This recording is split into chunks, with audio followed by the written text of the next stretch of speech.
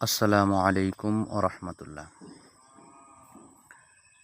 ঈদের দ্বিতীয় দিনে গরিব দুঃখীর হক আদায় করার সম্পর্কে আমরা জানব। আল্লাহ তাআলা বলেন, ওয়ায়ুতঈমুনা আত-তুআমা আলা হুব্বিহি মিসকিনাও ওয়া ইয়াতীমান ওয়া আসীরা। বাংলা অর্থ, তারা আল্লাহর সন্তুষ্টির জন্য খাদ্য দেয় গরিব, এতিম ও বন্দীদের।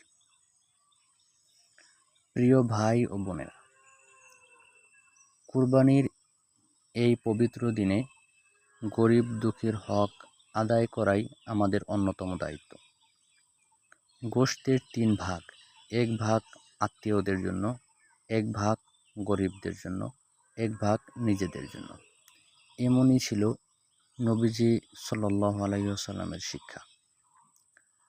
রাসূলুল্লাহ সাল্লাল্লাহু আলাইহি ওয়াসাল্লাম বলেছেন, তোমরা গোশত ৩ ভাগ করো, আত্মীয়, গরিব ও নিজেদের জন্য। বাইহাকি। কুরবানির আনন্দ তখনই পূর্ণ হয় যখন গরিবের মুখে হাসি ফোটে। আসুন, এই দিনে কাউকে না খাইয়ে রাখি না, ত্যাগের মাধ্যমে সৃষ্টিকর্তার নৈকট্য অর্জন করি। সুন্দর একটি দোয়ার মাধ্যমে আমরা ইতি টানতেছি। সবাই আমার সাথে পড়ুন, আল্লাহুম্মা তাকাব্বাল মিন্না ওয়ারযুকনাল ইখলাসা ফি আমালিনা। হে আল্লাহ, আমাদের পক্ষ থেকে কবুল করুন এবং আমাদের কাজগুলোতে খালিস নিয়াত দান করুন। ভিডিওটি শেয়ার করে অন্যকে দেখার সুযোগ করে দিন।